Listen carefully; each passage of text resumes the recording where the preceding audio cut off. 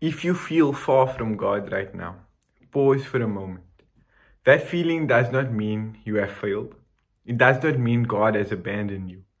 And it definitely does not mean your faith is fake.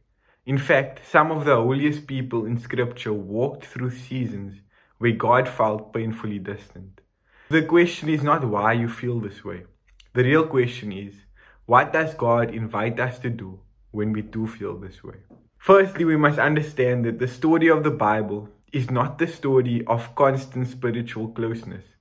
It is a story of distance and pursuit. From the beginning, humanity sins and hides from God, and God goes searching for them.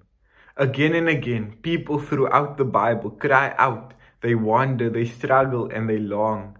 And again, God answers those who seek Him.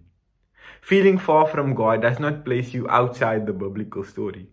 It places you right at its center. David, the man after God's own heart, cries, "Why, O Lord, do you stand far away? Why do you hide yourself in times of trouble?" Elijah, after a great victory, collapses in the wilderness, exhausted, afraid, and so overwhelmed that he asks God to take his life. And even Christ himself on the cross prays the words of Psalm 22, my God, why have you forsaken me?" Scripture does not erase these moments. They don't hide it. It preserves them to teach us that felt absence is not the same as divine abandonment. This is where the wisdom of Solomon becomes especially beautiful. In the Song of Solomon, before the bride and bridegroom are fully united, there is a constant movement between presence and absence.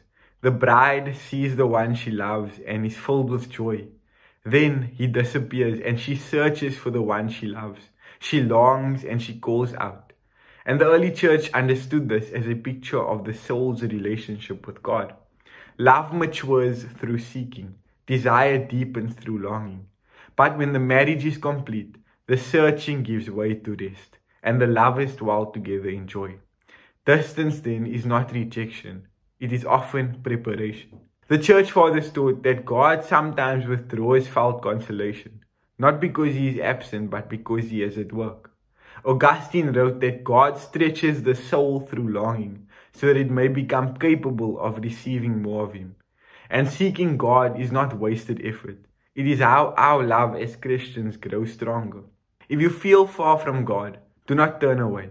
Seek him in prayer even when you don't hear or feel anything. Remain in Scripture even when it feels difficult and quiet. And fight the flesh even when it feels exhausting.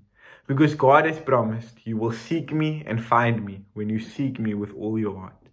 God is not far, even when he feels silent. So keep seeking.